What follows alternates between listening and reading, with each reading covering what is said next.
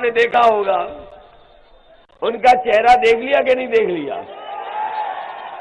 चेहरे पे 12 बज गए कि नहीं बज गए? और इधर हर भाषण में बाबा जी कह रहे हैं कि हम 12 बजे सो के उठते हैं। जहां जा रहे हैं वहां कह रहे हैं कि हम 12 बजे सो के उठते हैं। और जिस दिन से बाबा जी ने कहा कि हम 12 बजे सो के उठते हैं, मैंने उनके घर पे भी नजर रख ली है।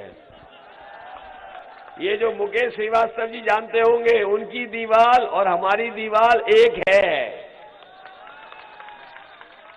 और जब से मैंने उनके दीवार की तरफ और घर पे नजर रखी है, आजकल शाम को देखता हूं थोड़ा धुआं उड़ता है वहां पर, धुआं उड़ रहा है वहां पर। और एक दिन मैंने कुछ पुताई वाले जाते देखे, और पुताई वाले जा रहे थे। मैंने रोका पुताई वालों को कि पुताई वालों कहां जा रहे हो? बोले मुख्यमंत्री आवास में जो काले धब्बे लग गए धुएं के, उनको मिटाने जा रहे हैं। और आपने ये भी पढ़ लिया होगा कि बाबा जी ने 11 तारीख की अपनी टिकट भी बुक करा ली है। टिकट बुक करा ली कि नहीं करा ली गोरखपुर की?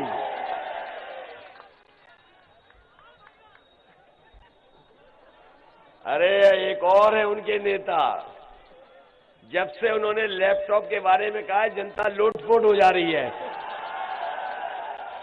याद है कि नहीं याद है?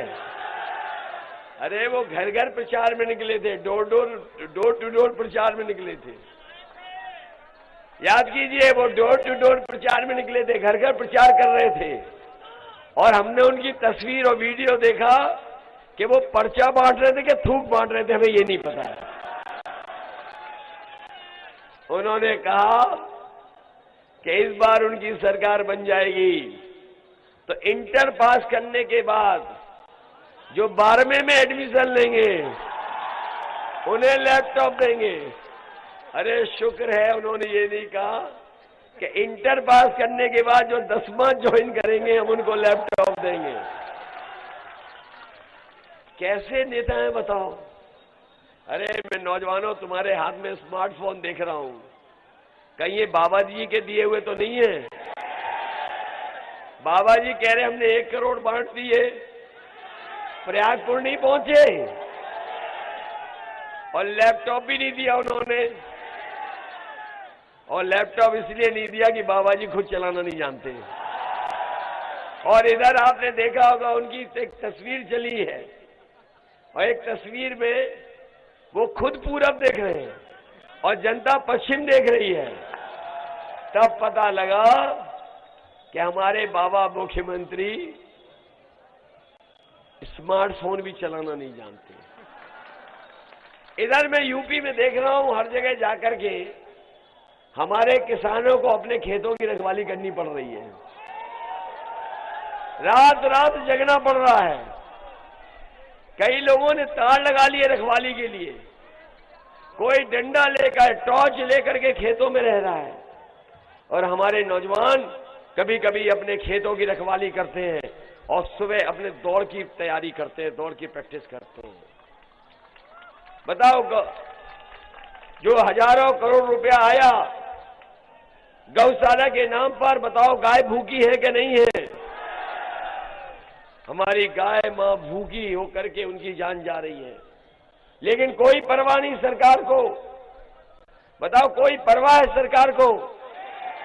समाजवादी सरकार आएगी तो हमारी गायों की सेवा कैसे हो, उसके लिए क्या इंतजाम हो सकता है, उन इंतजामों को कर करके हम अपने किसानों की मदद करने का काम करेंगे, जिससे किसानों की खेत की बर्बादी न हो। कल मैं इलाहाबाद गया था, प्रयागराज। मैं कल प्रयागराज गया था, वहां बड़ी संख्या में छात्र नौजवान हमें मिले और यहां भी मुझे दिखाई दे रहे हैं।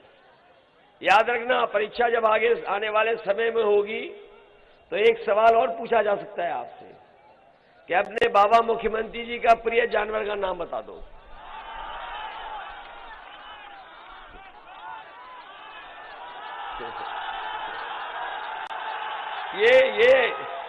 ये परीक्षा में सवाल आ सकता है, याद रखना तुम लोग। अगर ये परीक्षा में सवाल आ गया तो जवाब तो जानते हो। बताओ उत्तर प्रदेश से सांड को हटाओगे कि नहीं हटाओगे? हम आपको भरोसा दिला के जा रहे नौजवान साथियों, ये जो सरकार में बैठे लोग कह रहे गर्मी निकाल देंगे, समय समय पे कहते हैं गर्मी निकाल देंगे, लेकिन आज मैं ये जो जन समर्थन देख रहा हूं, जब ये साइकिल की बटन दबेगी तो इनकी भाप निकल जाएगी, इन्हें कोई पूछने वाला नहीं है। बताओ भाप निकाल दोगे कि नहीं निकाल दोगे? साइकिल की बटन दबा के भाप निकालोगे कि नहीं? और मैं नौजवानों से कह के जा रहा हूं, समाजवादी सरकार बनेगी तो फौज में नौकरी और पुलिस में नौकरी भर्ती निकाल करके आपको आगे बढ़ाने का काम करेंगे। ये बीएड टेट वाले लोग हैं, पिछले कई सालों से आंदोलन कर रहे हैं, इनकी कोई मदद नहीं हुई। हमारा इन्होंने संकल्प पत्र पढ़ लिया होगा कि इनको भी समायोजित करने का काम समाजवादी सरकार में होगा।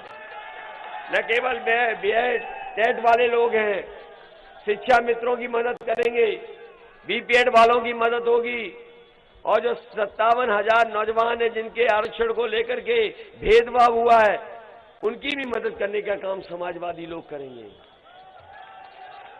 इधर मैं देख रहा हूं कि सरकार ने बिजली महंगी कर दी है और लगातार बिजली के बिल आ रहे हैं।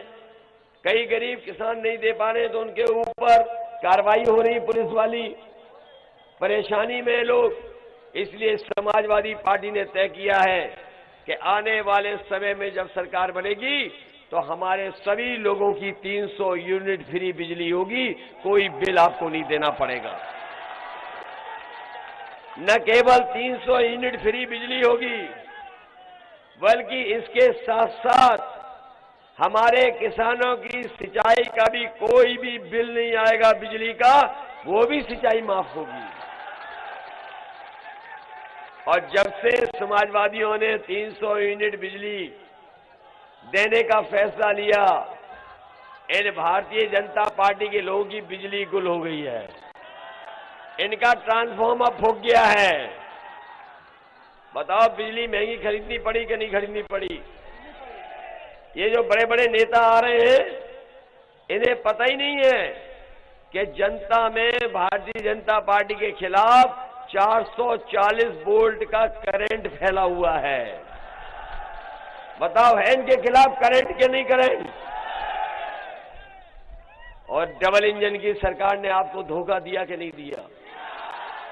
आपने भरोसा करके इनको वोट दे दिया, ये सत्ता में आए, इन्होंने बेरोजगारी बढ़ा दी, महंगाई बढ़ा दी, हमारे किसानों को बर्बाद कर दिया, मजदूरों को पैदल पैदल चला दिया। वो समय याद कीजिए जब हमारे मजदूर न जाने कहां कहां से चल करके आए थे। कोई महाराष्ट्र में काम कर रहा था, कोई